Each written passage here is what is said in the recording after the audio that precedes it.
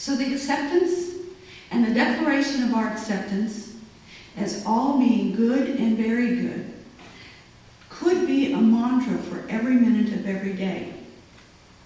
As you're on a tractor, this is good. This is very good. If you're in a traffic jam, not likely in North County, but God is good. Good is everywhere.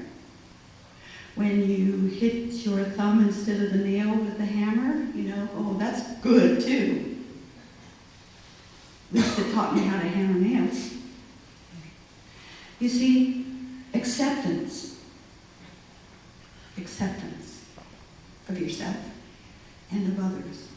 And accept the movement of the divine within you. This morning in the pre-service meditation, the practitioner, Diane Decker, said something about this is a spiritual practice. Meditation, visioning, which is coming after service, prayer. All are spiritual practices that connect us to the divine within, to that greater possibility, that potentiality that lies within each and every one of us. These spiritual practices then develop within us, reveal within us what we are to do and when we are to do it. I did a workshop with Mark Victor Hansen one time. I love to drop names. I also love Mark Victor Hansen, so it wasn't hard to do this one. But I went to this workshop, and he said, have a dream bigger than what you know how to do. When you write down your dreams, make sure you do not know all the steps it takes to fulfill that dream. Because if you do, you're just making a to-do list. But when you set down a goal that you have no idea how it's going to happen, you're letting God in. You're letting God reveal itself. And I just watched an Oprah program yesterday. I put it on TiVo because it didn't happen yesterday, about her very favorite guest of all times. And she had a lot of inspirational guests that she highlighted in the show, but her most favorite guest of all time was a Dr. Trent. And Dr. Trent was raised in Zimbabwe. And she is a girl, not allowed to go to school. She used to do her brother's homework so that she would learn how to read. At 11 years old, her father married her off. And by the time she was 18, she had 3 children. Every single day of her life, her husband beat her.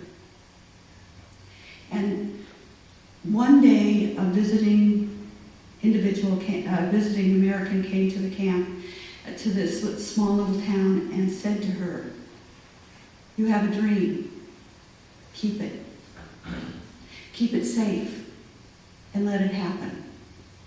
Make it a big dream, one that you don't know how it will happen. And so she wrote down on a scrap of paper, she wrote, move to the United States. And then she wrote, graduate from college with a BA. And she said, get my master's. And then she said, have a PhD.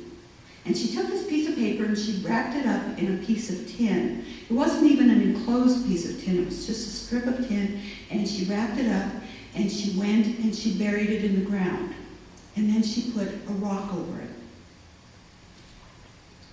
That was her safe place. And every time she felt discouraged with her life, she went and she just sat upon the rock of her dreams. She had no idea how she was going to accomplish any of these things, but they were her dreams.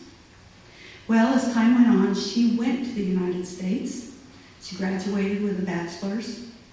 She then went on and got her master's. She then went on and got her PhD, and she's now a doctor of agricultural studies, so that she can make a difference in the world.